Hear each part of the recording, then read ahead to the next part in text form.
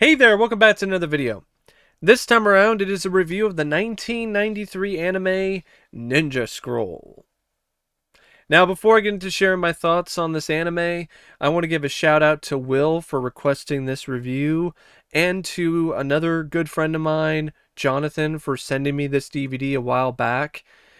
And if there's a particular film, anime, TV show, or topic you'd like to hear me discuss, you can request it via my PayPal. The link will be in the video description. Now, Ninja Scroll is one of those anime that I had heard about. I had heard about this film, but I never really got around to seeing it until recently. And I can see why it has a pretty considerable fan base. When this film absolutely nails what it's trying to do, it's one of the best that I've seen at this particular kind of anime.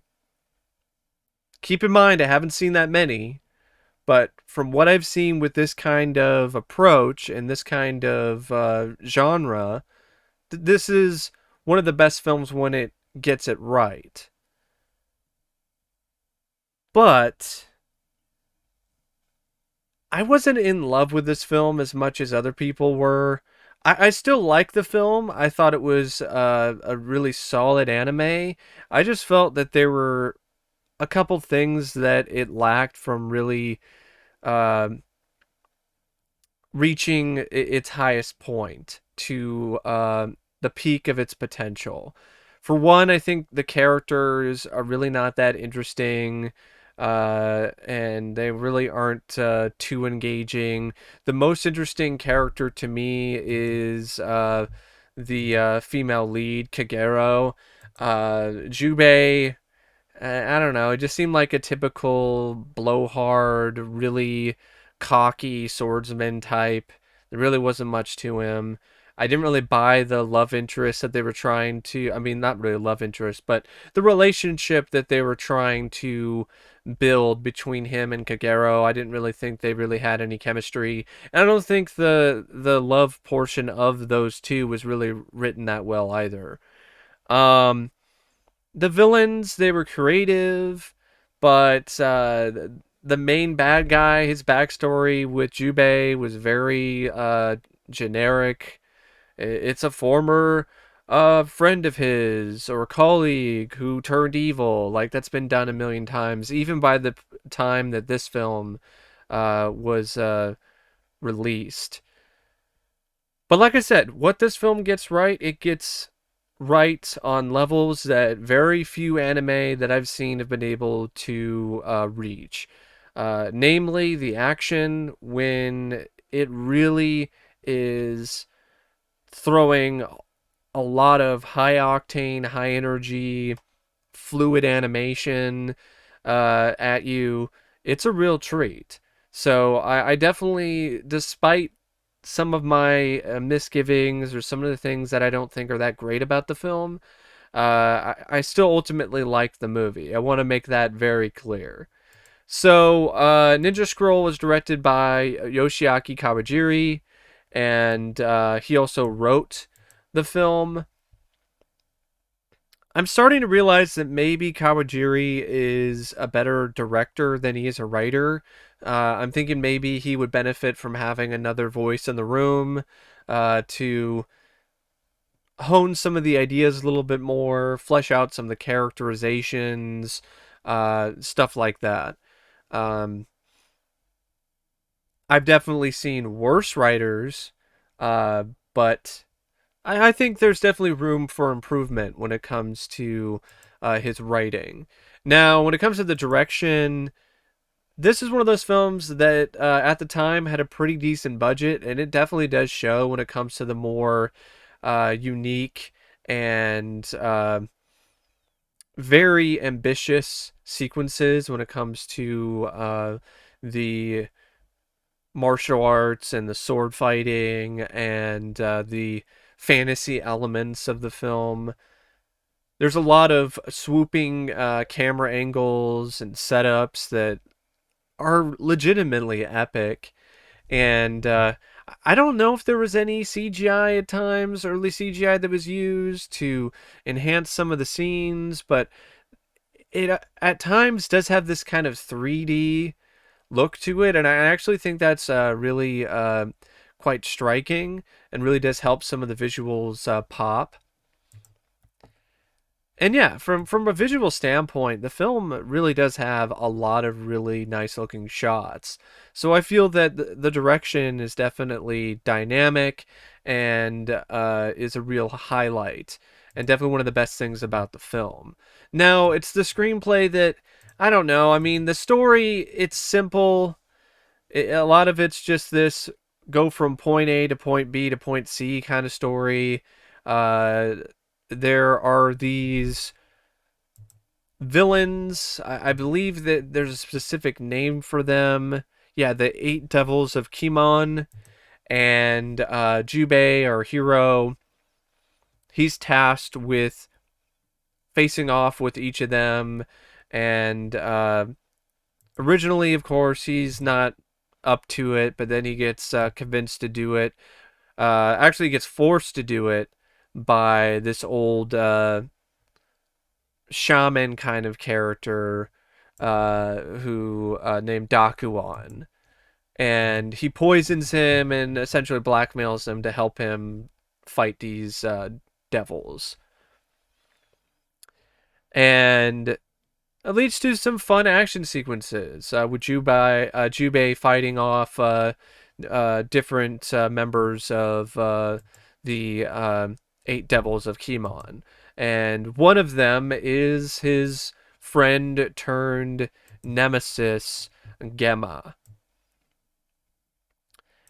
And along the way, he also forms this relationship with this woman named Kagero, who is a member of this other clan, who recently got decimated by this really just hulking brute of a character. This I think the guy's name is Tessai. Yeah.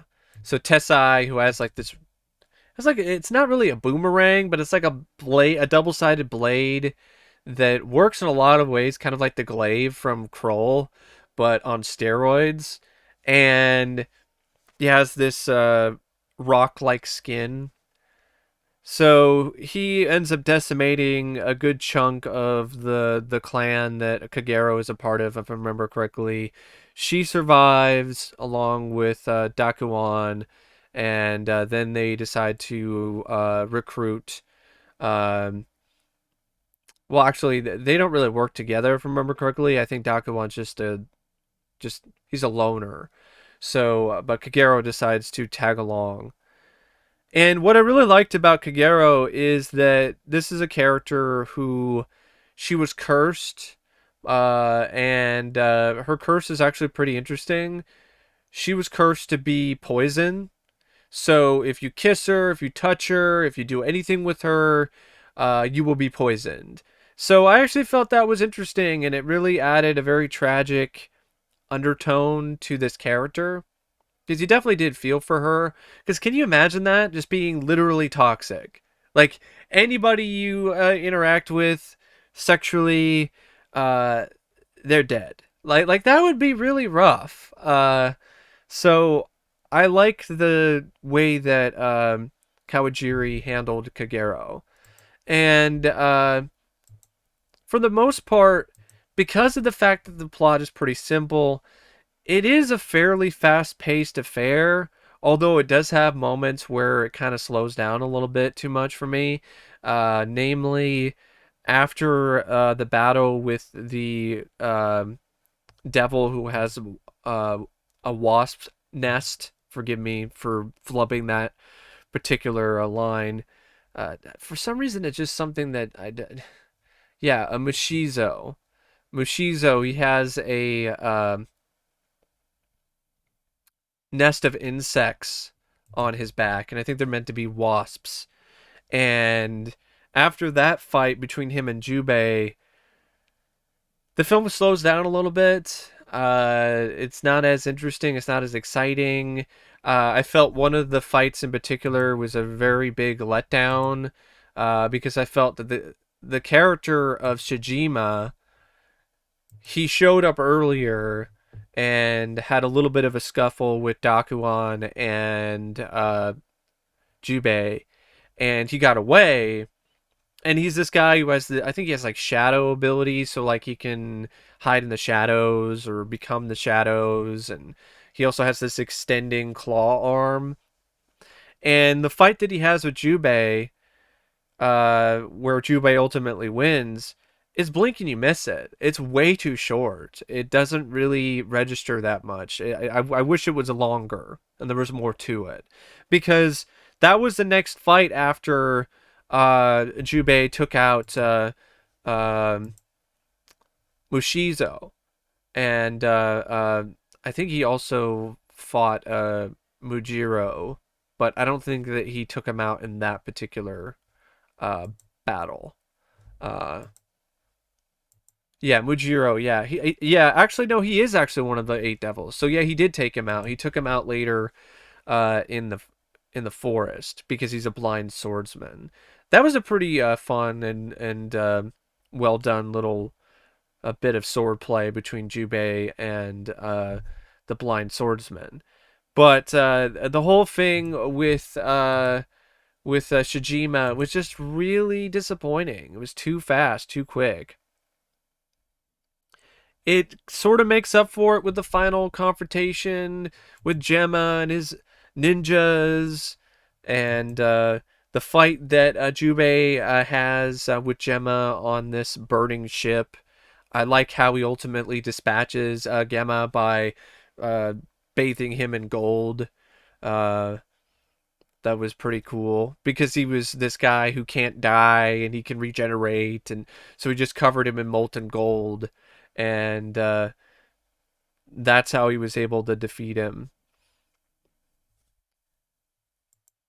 And yeah, overall, yeah, it's just one of those films where he goes from one devil to the next and fights them, and then ultimately fights his former best friend and colleague, who is now this resurrected villain who wants to take over and become the new leader of this dark underworld of evil ninjas or something like that. So it's up to Jubei to take him out. So yeah, it's really simple, straightforward, to the point. And I think that actually is one of the positives when it comes to the story. But like I said, even though it's very simple, straightforward, and to the point, it's not as engaging as it could be. I would have liked to have a little bit more character depth when it comes to Jubei, other than he was friends with Gemma, and then they were no longer friends, and then he killed Gemma, and now Gemma is back, and now he's got to kill him again. You know, just a little bit more to make me care about Jubei as a character. Uh, and tighten up the pacing a little so it doesn't sag as much in the middle of the movie. And when it comes to some of the other technical aspects, I mean, the animation is amazing. It definitely is quite impressive in that regard, and it's very bloody and violent. That's a real plus. Not quite as hyper violent as something like Fist of the North Star, but it definitely delivers when it comes to blood and severed limbs and that kind of stuff. The score, I thought was very forgettable and really nothing special by Karuro Wada. It was I don't even remember a single note of it. So that's definitely one of the weakest aspects of the film, is probably the music. Like I don't remember anything. It sounded like any other film of this type. It really didn't have anything that really stood out. At least not to me personally. Had some nice cinematography for an anime by Hitoshi Yamaguchi. I thought it was well edited by Haruoshi Ogata and Yukiko Ito. Um, but yeah, I felt the screenplay was lacking in some areas, and had some pacing issues here and there, but overall, I did like it. I liked it because of the bloody action when it was there, the creativity that was on display when it comes to the different eight devils, um, and I liked how they did characterize certain characters like Kagero. I watched the English dub, so I will say that the English dub is fine, but I would probably recommend the Japanese version with subtitles because the acting is better. Because I kind of flipped through, watched a couple scenes of the Japanese uh, dub after I watched the English dub, and I would say the Japanese dub is definitely a little bit better. Uh, but yeah, I don't really know what else to say about the movie. It's one of the yeah, it's just one of those very straightforward, not necessarily quest films, but and it's not really a tournament, but it is one of those mini boss kind of movies.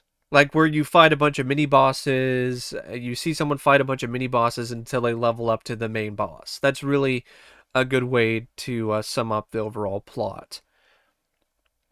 Oh, one thing I definitely wanted to mention that I thought was a little off is random bits of porn.